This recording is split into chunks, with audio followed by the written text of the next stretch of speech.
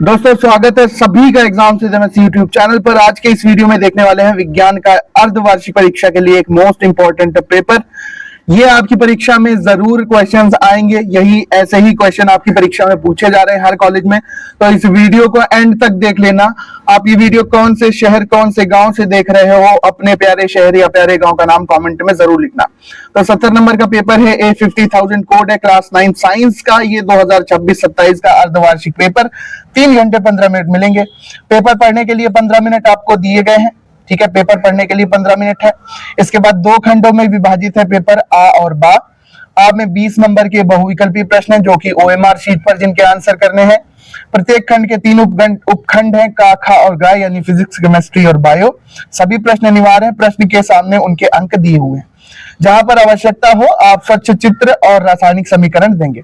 सबसे पहले 20 नंबर के OMR प्रश्न देख लेते हैं। 20 नंबर के OMR प्रश्न यहाँ पर पूछे गए हैं। सबसे पहला प्रश्न लेते हैं। सबसे पहला प्रश्न है, वेग और समय के संबंध को व्यक्त करने वाला समीकरण कौन सा है? तो वेग और समय के संबंध को व्यक्त करता है v बराबर u प्लस at। ये जो गति न्यूटन के गति विषय का प्रथम नियम है, यही वेग और समय के संबंध को व्यक्त करता है। ऑप्शन नंबर ए आप भरेंगे। इसके अलावा ये न्यूटन की गति विषय का द्वितीय नियम है और ये तृतीय नियम है, आपने जरूर पढ़ा होगा। विस्थापन का मात्रक क्या होगा? तो विस्थापन का मात्रक मीटर होगा। अगला प्रश्न है, निम्नलिखित में से सदिश राशि कौन सी है? तो सदिश राशि द्रव्यमान तो नहीं है, ठीक है, त्वरण है, चाल नहीं है, समय नहीं है। तो यहां पर सही आंसर हो जाएगा त्वरण।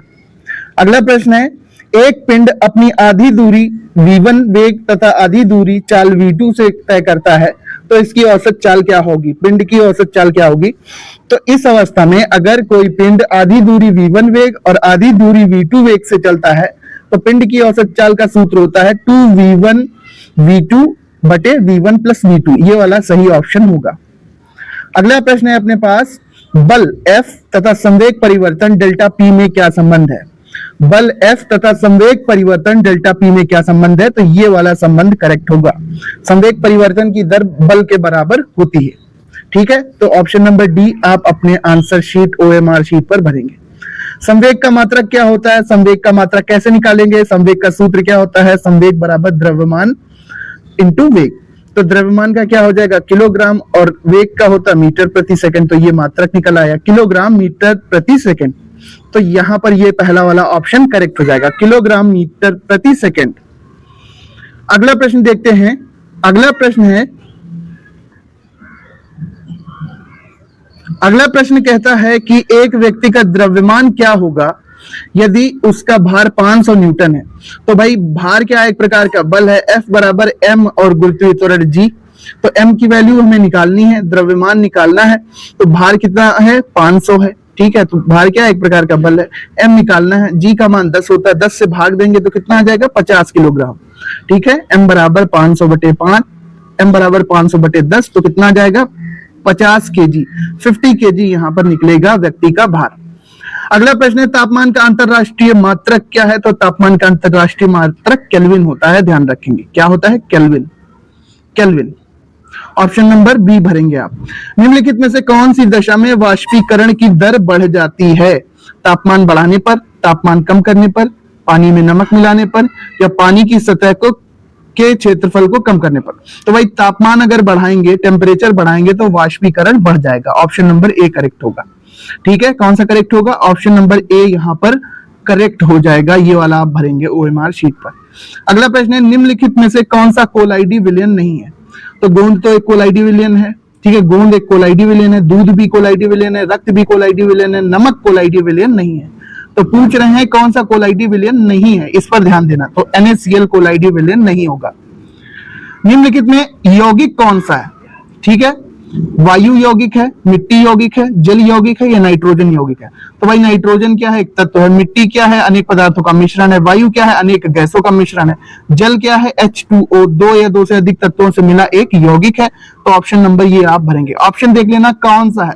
यहाँ पर A, फिर B होना चाहिए, फिर C, फिर D, लेकिन यहाँ पर इस तरह से दिया है तो आप वही ऑप्शन भरना जो आपके पेपर में सही आंसर के सामने लिखा हो, वही वाला OMR शीट पर आपको भरना है। अगला प्रश्न है, पारे यानी मरकरी का प्रतीक चिन्ह क्या है? ये तो मैग्नीशियम का है, ठीक है, ये किसी का नहीं है, ये मरकरी का है, ये फास्फोरस का है।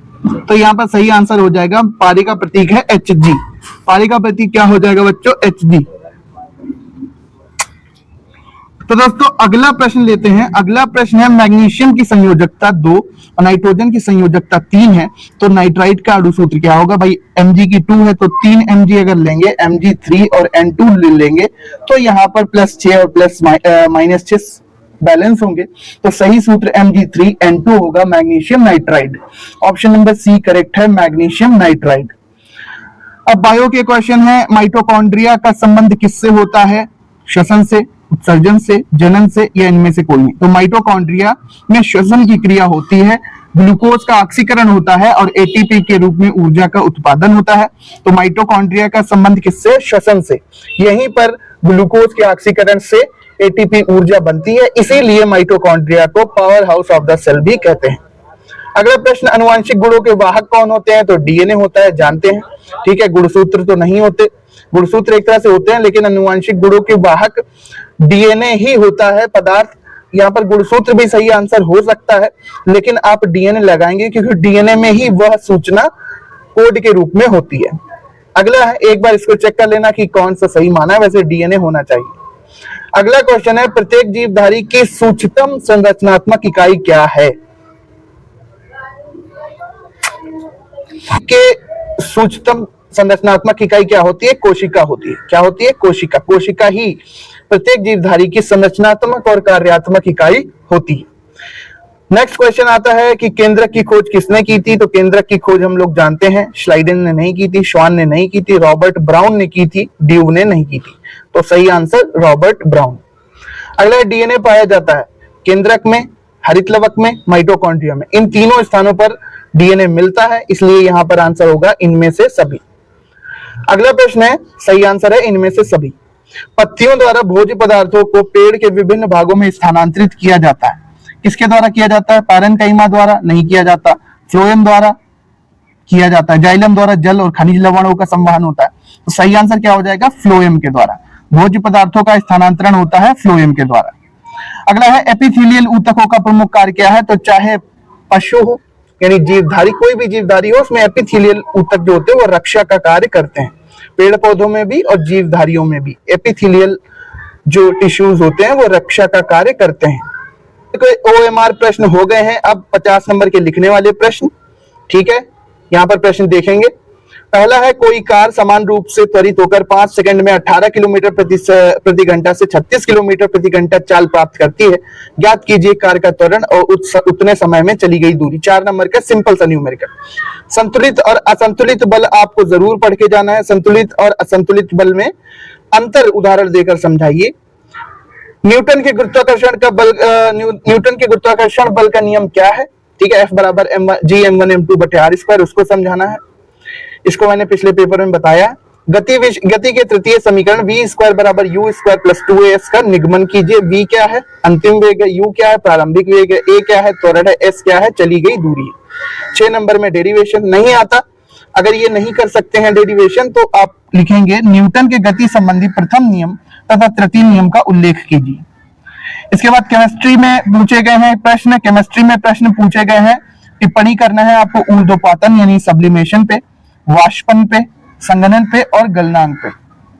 अगला है, मिश्रण और यौगिक में 4 अंतर लिखिए। उदाहरण सहित स्पष्ट कीजिए द्रव्य के अविनाशिता का नियम और स्थिर अनुपात का नियम। इसके बाद है, ठोस, द्रव और गैस अवस्था को उदाहरण देकर समझाइए। तो एक अच्छा, जैसे आप जानते हैं ठोस, द्रव और गैस में अंतर, वही चित्र बनाकर आपको समझाना है। इसके बाद प्रोकैरियोटिक कोशिका, अब बायो के क्वेश्चन आएंगे लिखने वाले। प्रोकैरियोटिक और यूकैरियोटिक में 4 अंतर आपको पता होने चाहिए। सिंपल से अंतर है, आपने जरूर याद किए होंगे।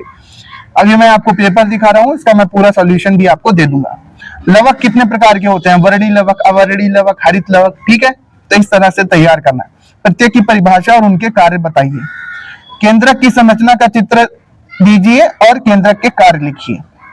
अगला प्रश्न है, रेखित पेशी तथा अरेखित पेशी में 3 अंतर लिखिए। मृदुतक और स्थूल कोण ऊतक में 3 अंतर लिखिए।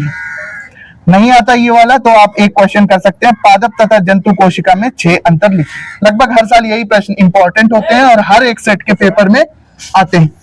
हर एक सेट के पेपर में आते हैं। तो इस पेपर को अच्छे से तैयार करना है, इसको मैं अपने टेलीग्राम चैनल पर आपको दे दूंगा। टेलीग्राम का लिंक डिस्क्रिप्शन में है, जाकर ज्वाइन कर लो। मिलते हैं अपने नेक्स्ट वीडियो में। Thanks for watching and listening me दोस्तों, and good luck for your future. Thank you and bye bye. मिलते हैं अपने नेक्स्ट इंपॉर्टेंट पेपर में। आप ये वीडियो कौन से शहर कौन से गांव से देख रहे थे, अपने शहर या प्यारे गांव का नाम जरूर लिखना।